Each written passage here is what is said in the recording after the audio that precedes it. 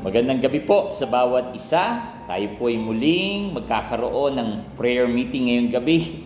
It's May 4, Wednesday po. It's our prayer meeting. Ako po ay nagagalak na muli po kayong makasama na mag-aral ng salita ng Diyos, magpalakasan, manalanginan sa bawat isa dahil alam natin na may magagawa ang ating Panginoon. Sige po, kung meron po tayong Biblia ay makibukas po kayo sa akin sa Lumang Tipan sa Unang Hari, talatang 17, kabanata 1 hanggang 6.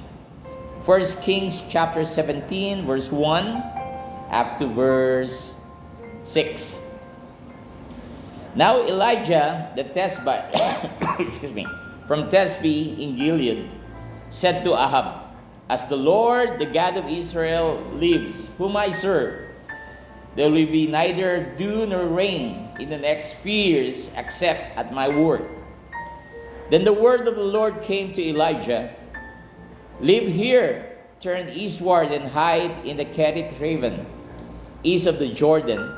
You will drink from the brook, and I have directed the ravens to supply you with food there." Now verse 5, so did what the Lord had told him. He went to the Kerith Raven east of the Jordan and stayed there. The ravens brought him bread and meat in the morning, and bread and meat in the evening, and drank from the brook. May God bless the reading of His Word. Tayo po'y manalangin sa Diyos. Amang banal, salamat sa gabing ito na pinagtipon mo kami, higit sa lahat sa iyong salita. Mainit ang maghapon, marami kaming ginawa, marami kaming kinausap.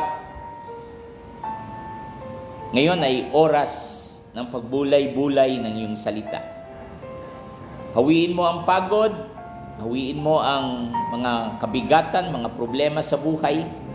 Hayaan mo sa mga banal na oras na ito ay focus lamang namin sa Diyos na may magagawa. Salamat po. Salamat sa mga nanonood ng aming live stream. At alam namin na meron kang gagawin na maganda at kasagutan sa bawat isang panalangin. Salamat, Panginoon. Ikaw ang Diyos na mapupurihan. Sa pangalan ni Jesus, na lahat po tayo magsabing Amen and Amen. Amen. Our topic is entitled, We'll Eat and We'll Die. Kakain kami at kami mamamatay. Now, dahil po sa linggo ay Mother's Day na, ang ating pag-aaralan ay isang nanay, isang balo, kung paano po niya hinarap ang pagsubok ng buhay. Now, sa chapter 17 verse 1 ay, ang key person po natin ay si Propeta Elijah. Sinabi niya, hinarap niya si King Ahab na hindi uulan maliban sabihin ng Diyos. Kaya agad-agad, sinabihan siya ng Diyos, "Uy, umalis ka. Delikado ka dahil hari ang kausap mo at pag nagkatotoo, ang pagagalitan niyang ikaw, propeta, dahil sinabi mong hindi uulan." So, ang salita po ng Panginoon, sabi sa verse 2, sabi ng Panginoon kay Elijah, kay Propeta Elijah, "Umalis ka dyan. Pumunta ka sa Kerith Raven. At doon ay may brook, may tubig na umaagos, at isusupply ka ng pagkain ng aking mga raven, ng aking mga uwak." Sabi nga ng isang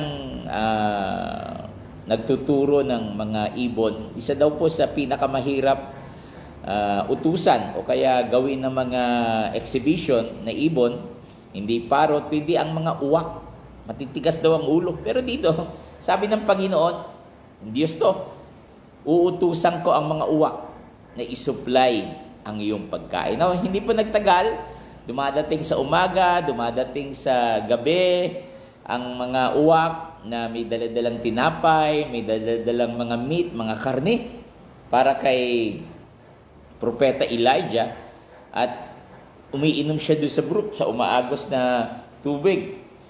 At sabi sa verse 7, dito nung brook, nung tubig ay huminto. Kaya sinabihan siya muli ng salita ng Panginoon, "Pumunta ka naman sa Sarephat. At nandoon, I have directed a widow there to supply you with food." Inutusan ko, hindi na uwak, kundi ang isang balo, isang nanay, na magbibigay sa iyo ng pagkain. Kaya kung katabi po nyo ang isang nanay, sabi mo Advance Mother's Day. Sabi mo, Advance Mother's Day sa mga nanay.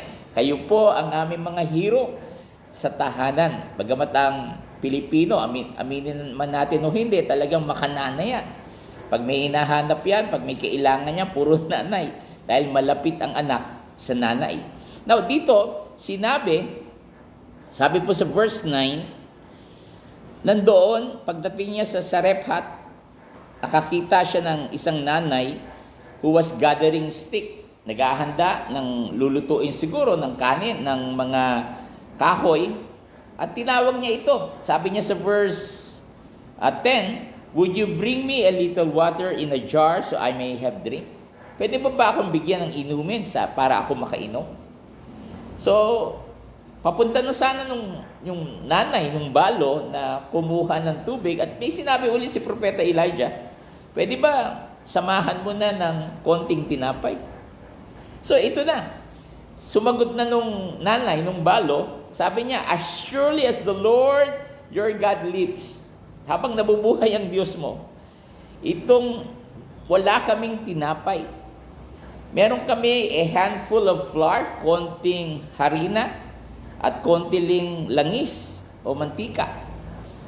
Naghahanda, sabi ng nanay, yung balo, kumukuha ako ng mga stick, ng mga maliliit na kahoy, at iuwi ko ito, at lulutuin ko itong harina at konting langis sa aking anak. Kami kakain at kami mamamatay na. So yung topic natin, we will eat and we will die. Grabe no. Nakakain na po ba kayo ng huling kain mo? Sasabihin ng magulang mo, "Mga anak, ito na ang huling kain natin. Bukas, wala na." Salamat sa Diyos. Bagamat hindi naman siguro ganun kamahal ang ating pagkain. No? Hindi ganun kapresyo na ingranding kamahal. Pero lagi tayong may kinakain, di po ba? Dahil sapat ang Diyos. Sapat ang biyaya ng Diyos. Bagamat mareklamo pa rin tayo minsan, pero sapat pa rin ang biyaya ng Diyos para sa atin. Kaya sabi yung nanay dito, nung balo dito, nag-gather ako ng steak para last meal na namin. Kami kakain at kami mamamatay. O sumagot po si Propeta Elijah, tignan po nyo. Sabi niya, "Huwag kang matakot. Umuwi ka, magluto ka, at bigyan mo ako ng tinapay." So parang kung ikaw nung balo, kung ikaw nung nanay, parang hindi yata naintindihan ng lalaking ito ang sinasabi ko, last meal na namin. Para sa amin ito, hindi na para sa iyo. Pero sabi ni Propeta Elijah, umuwi ka, gumawa ka ng tinapay para sa akin, at ibigay mo sa akin, at ako'y naniniwala. Sabi po ng verse 14, dito na, nag-open na po ng wisdom, nag-open na po ng himala si Propeta Elijah. Dahil ang Diyos natin, Diyos ng Israel, yang hawak mong flour o harina, ay hindi mauubos. Yang langis na meron kang konti, hindi yan matutuyuan hanggang hindi umuulan sa lupang ito. Kasi sinumpa po ng lupa nagkaroon ng tinatawag ng tagtuyo. Taon po ito, hindi lang buwan. Mapalad po tayo dito sa Pilipinas, siguro sasabihin kahit summer, mga ilang linggo lamang, umuulan na. How much more kung talagang hindi uulan for a year, 2 years, 3 years, dapat talagang mahihirapan po ang bansang Pilipinas. Now, ganun po ang nangyari sa Israel, naging tagtuyo, taghirap, hindi makakain ng hayop. Ang mga halaman ay natuyo at namatay. Talagang naghihirap-hirap ng buhay.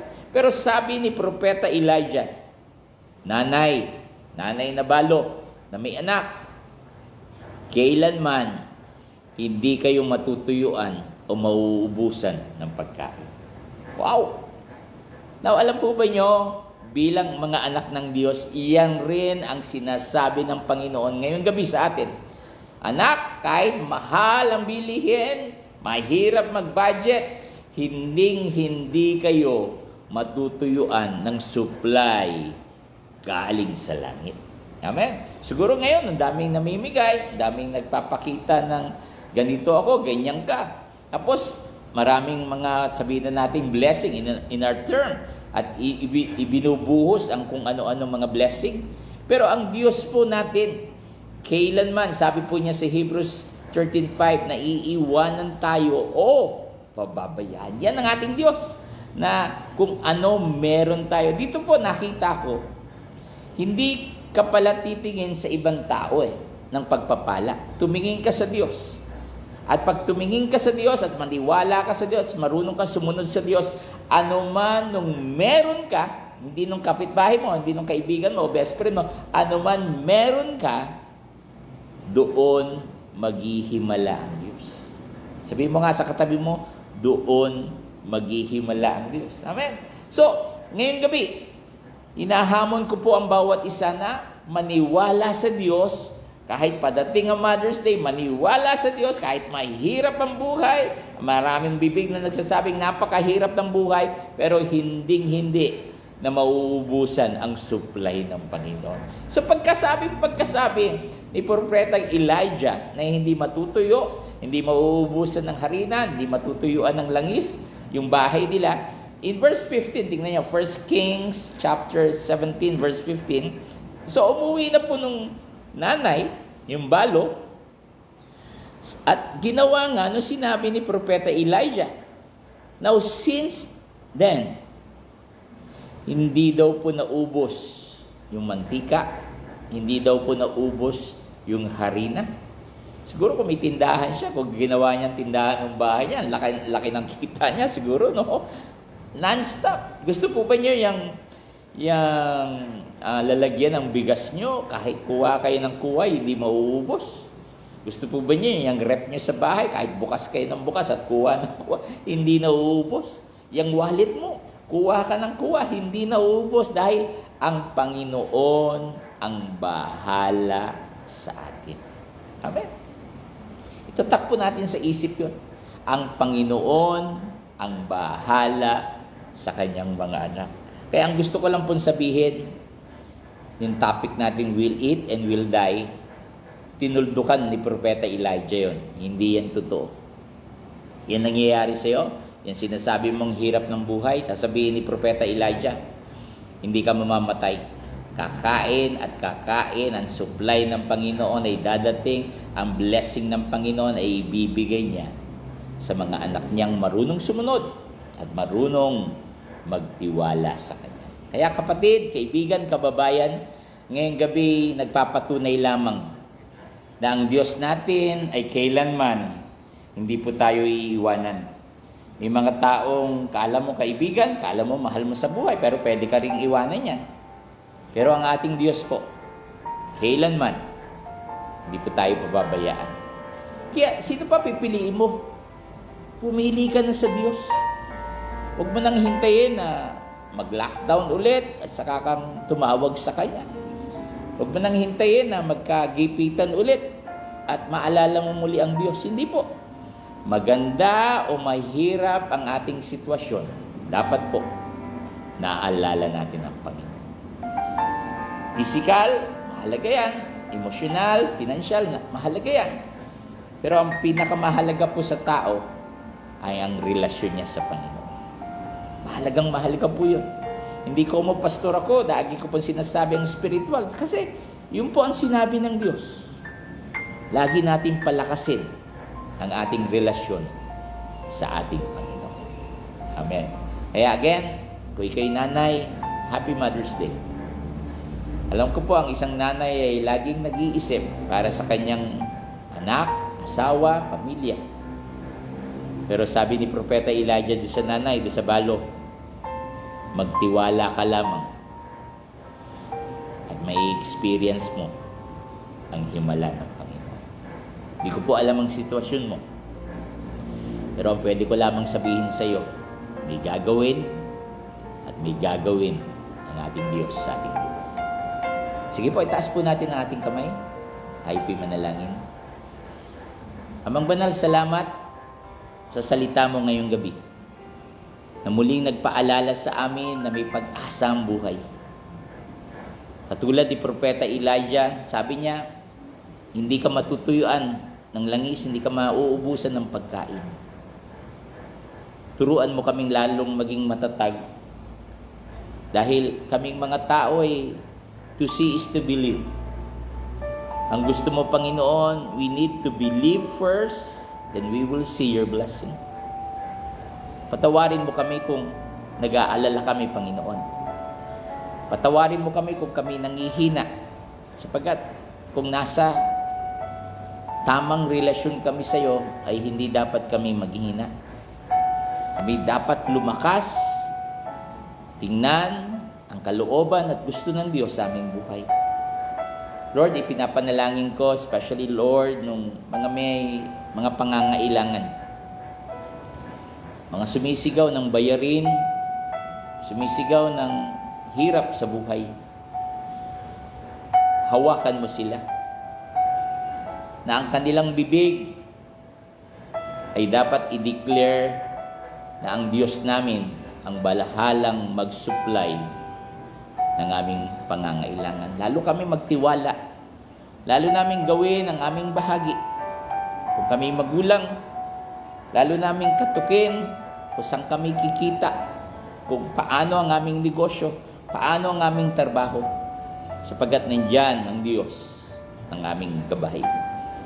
Mang Banal, ipinapanalangin namin ang aming mga nanay. This coming Sunday is their special day. It's their Mother's Day, Panginoon. Salamat sa buhay nila. Patuloy mo silang bigyan ng kalakasan, iwas sa anumang masamang sakuna, kundi ang iyong banal na spirito ang patuloy na humawak. Hawakan mo rin ang nasa banig ng karamdaman, ang may mga problema sa emosyon, sa relasyon. Hawakan mo ang aming bansa na sa Lunes ay mag-e-election na kami.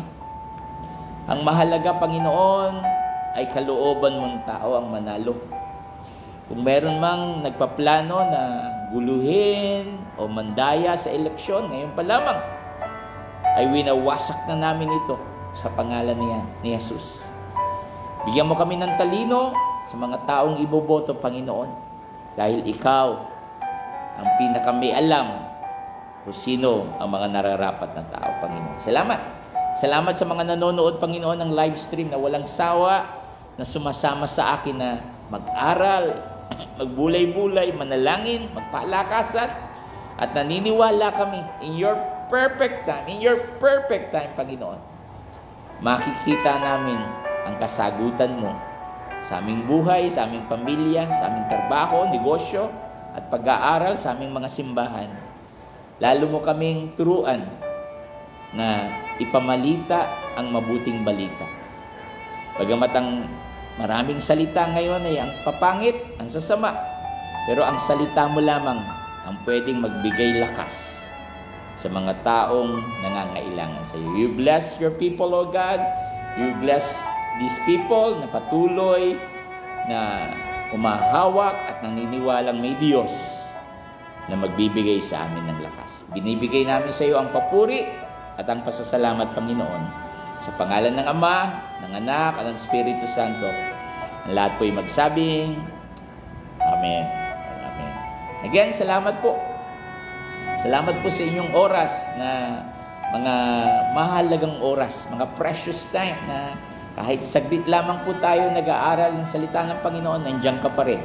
At marami po tayong kasabay, pero nandiyan ka, nakikinig at nag-aaral ng salita po ng Panginoon. Again, please write any comment kung paano ang live stream na ito ay naging pagpapala. Kung meron ka pong mga pangangailangan, mga prayer requests, huwag ka na pong mahiya. Just write it there at marami pong mananalangin para sa atin.